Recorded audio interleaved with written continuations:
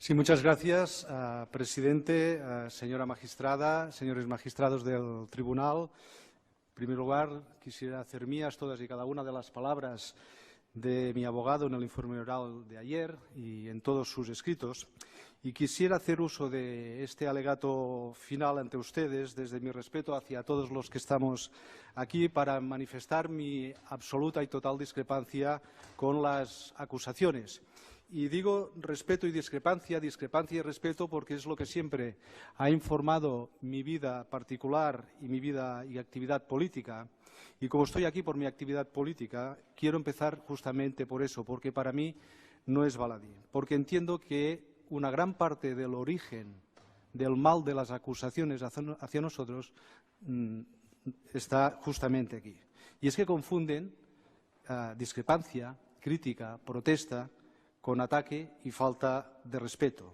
Y esta lógica de confundir la crítica con la falta de respeto o con el ataque solo existe en mentalidades muy poco seguras de sí mismas o en mentalidades autoritarias. Nunca existe en sistemas seguros de sí mismos o en mentalidades de raíz plenamente democráticas. A lo largo de la causa hemos visto cómo se ha asimilado críticas al Gobierno central con falta de respeto y ataque al Estado. Está escrito. Hemos visto cómo se ha asimilado crítica al Tribunal Constitucional o a decisiones judiciales con ataque o falta de respeto al sistema judicial. Críticas o protestas delante de la policía con ataque a la policía.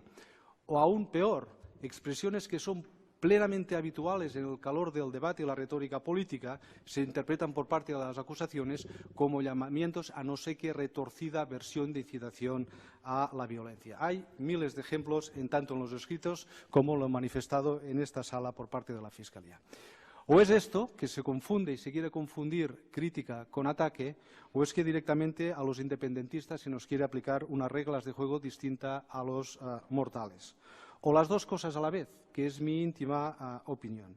Todo les ha valido a las acusaciones no para saber lo que sucedió o cómo sucedió o por qué sucedió, sino para que se perpetre, y se ha dicho aquí, un escarmiento que, como alguien dijo, descabece al independentismo a costa de lo que sea. Aunque este a costa de lo que sea consista en retroceder muchísimos años en lo que es la efectiva expresión de derechos y libertades fundamentales. Aunque este a costa de lo que sea a costa de interpretar las normas y las reglas de juego distintos para unos que para otros.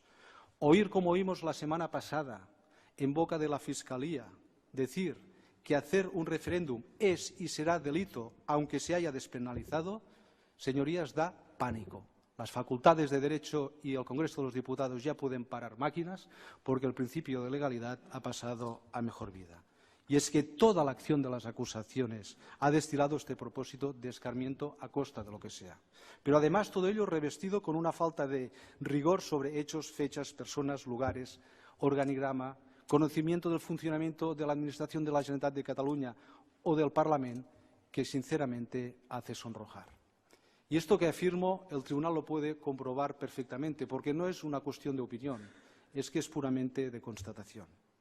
Y hemos oído expresiones en esta sala, a modo de interrogatorio, hablando de urnas, de manifestaciones, de protestas, de declaraciones de este o del otro, de carteles en farolas, que sinceramente la gente de mi generación, que ya somos un poco mayorcitos, yo pensaba que esto solo lo conoceríamos por los libros y por la historia. Señor presidente, señores miembros de la sala, en este juicio también está en juego la amplitud que damos a los derechos y libertades fundamentales, para nosotros y sobre todo para los de nuestros hijos. Porque de hacerse bueno el relato y la interpretación que de los mismos hace la Fiscalía, les puedo asegurar que retrocederíamos a tiempos pretéritos.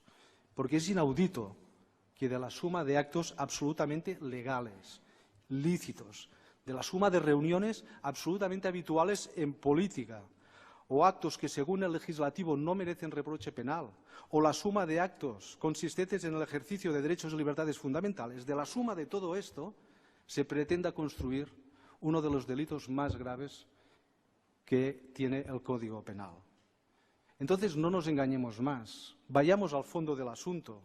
El origen de toda esta causa y los hechos juzgados tienen solo una raíz, y es política. Y en esta sala algunos pretenden dilucidar un problema político con soluciones penales. Y las realidades políticas, un político las debe afrontar, y sobre todo aquellas que son tan sólidas y extendidas como la voluntad del pueblo de Cataluña de decidir sobre su futuro político. No se pueden ignorar, no se pueden prohibir como tal, y mucho menos se pueden castigar. Nosotros siempre hemos apostado por el diálogo para buscar un acuerdo. Si no hay diálogo es imposible que haya un acuerdo. Y el Gobierno del Estado siempre nos ofreció o el silencio o el menosprecio ante esta realidad, la amenaza como bandera y la resignación como camino. Nosotros aún así hemos insistido con esta voluntad del pueblo de Cataluña a solucionarla a través de una mesa del diálogo. Y el Gobierno central la quiso afrontar, sentándonos a nosotros en el banquillo de los acusados. La política en mayúscula y el derecho penal como última ratio en este conflicto de Cataluña han pasado a mejor vida. Y no precisamente por nosotros. Y como dije, Cataluña la palabra resignación no la conoce. Descabezándonos a nosotros, a unos cuantos, no se va a descabezar el independentismo, ni mucho menos se va a descabezar la voluntad de tantos y tantos catalanes de decidir su futuro político. Solo un mínimo conocimiento de la historia de Cataluña, de los continuos y cíclicos embates hacia sus instituciones de autogobierno que vienen de muy lejos, hacia su lengua, hacia su cultura, etcétera. Todo el mundo sabe que no es así como se va a solucionar dicho conflicto, ni mucho menos se va a descabezar la voluntad de ser y de decidir del pueblo de Cataluña. Los que estamos aquí sentados somos meros instrumentos del clamor que se vive en Cataluña y no al revés, como ha pretendido relatar las acusaciones. La sociedad catalana, quiero hablar de la sociedad catalana porque han habido afirmaciones que duelen mucho. La sociedad catalana, piense lo que piense, es una sociedad adulta, tiene criterio propio, tiene masa crítica. Insisto en lo que dije durante mi interrogatorio, los catalanes no son ovejas y la violencia nunca, ni por acción ni por omisión, ha formado parte de su código de conducta. Como no ha formado parte nunca de mi código de conducta, ni lo ha formado ni lo formará nunca, y nunca es nunca. Y cualquier acto por aislado que sea, no solo violento, sino incívico, ha merecido y merece nuestro reproche, y merece el mío de reproche. Pero que de la excepción minúscula se quiera hacer la regla general es un insulto a la sociedad catalana. Como dije, delante de una realidad y una realidad tan extendida como esta, un político tiene la obligación y el deber de poderlo ponderar todo para decidir a la hora de actuar, teniendo en cuenta todas las variables de la ecuación. Es lo que hicimos, es lo que yo hice. Lo que no es de recibo es a estas alturas intentar introducir variables al margen de aquel contexto, variables que en aquel contexto no existían. Fíjese en aquel momento, deseo acumulado en Cataluña de poder decidir su futuro político, certificado elecciones tras elecciones, movilizaciones increíbles en Cataluña, absolutamente pacíficas desde hacían muchos años, compromiso público y evidente de hacer caso al mandato de las urnas, la realidad jurídica de que hacer un referéndum no era delito, la posibilidad de hacer compatibles las diligencias judiciales, ni un solo caso de incitación a la violencia, el precedente de cómo fue la jornada de la consulta del 9 de noviembre y, sobre todo, el carácter cívico y pacífico permanente que hay en la sociedad catalana, piensen lo que piensen. Y a partir de aquí es como se actuó. No como se explica que pretendíamos, ni todos estos, insisto, relatos que se pretenden introducir. Y el 1 de octubre, y a partir de aquí el 1 de octubre. Pero ¿cómo se vivió el 1 de octubre? Expliquemos cómo se vivió, muchos testigos lo han dicho. ¿Cómo se vivió el 1 de octubre en más del 98% de los puntos de votación? Porque yo estaba. Las acusaciones no, yo estaba el 1 de octubre. El 1 de octubre por los ciudadanos fue vivido con ilusión, fue vivido con emoción, fue vivido con sentido de comunidad. Fue vivido con la sensación de participar en algo grande que se había perseguido durante muchos años de manera cívica y pacífica. Fue una jornada de afirmación, de a favor de, no en contra de, a favor de ejercer de ciudadanos.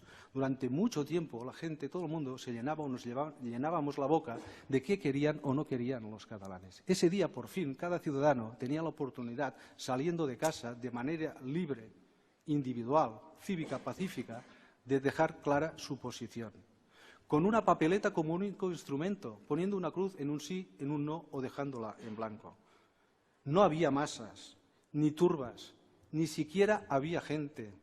Había personas y había ciudadanos ejerciendo de ciudadanos.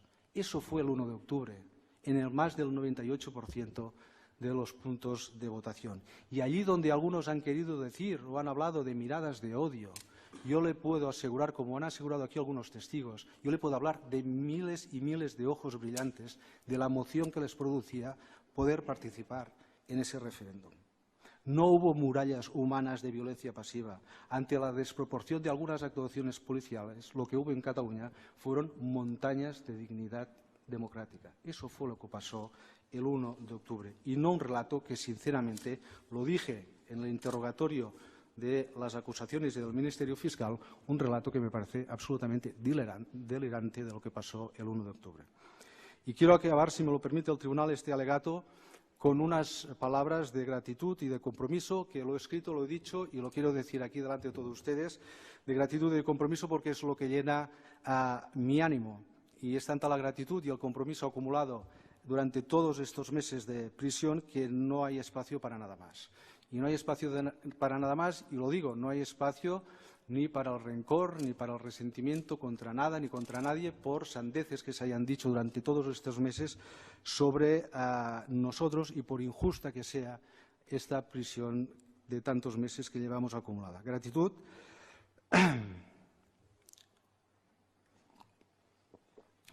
Gratitud, en primer lugar, a nuestros abogados y abogadas por su calidad profesional, por su humanidad, que ha ido mucho más allá de lo que es exigible a nivel profesional. Infinita gratitud a los miles y miles de personas que no han dejado de que nos sintamos solos en ningún momento, que nos han transmitido toda su fuerza, que nos han apoyado y que nos han reivindicado. Y aún más gratitud por cómo lo han hecho, por su activismo positivo, siempre pacífico, por alta que hubiera sido su indignación de tal situación. Su apoyo en forma de miles y miles de cartas, concentrándose de manera constante en plazas, subiendo montañas, corriendo kilómetros, haciendo castells delante de las prisiones, concentrándose delante de las cárceles, muchísima gente dándonos buenas noches, sea Navidad, sea fin de año, etcétera, haciendo conciertos, cantando a pie de calle. Nunca creo que viviré suficientes años para poder agradecer tanto a tantas personas. Y gratitud infinita a mi familia, a toda. Es el mejor regalo que me ha brindado la vida.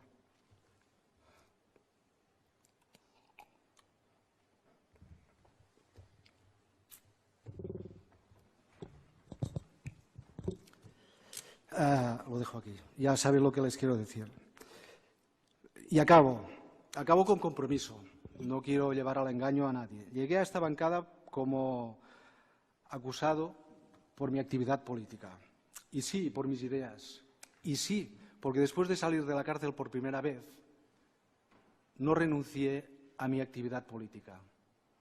Usted buscaba diferencias entre los que estamos más adelante de los bancos y los que están al final. Está aquí.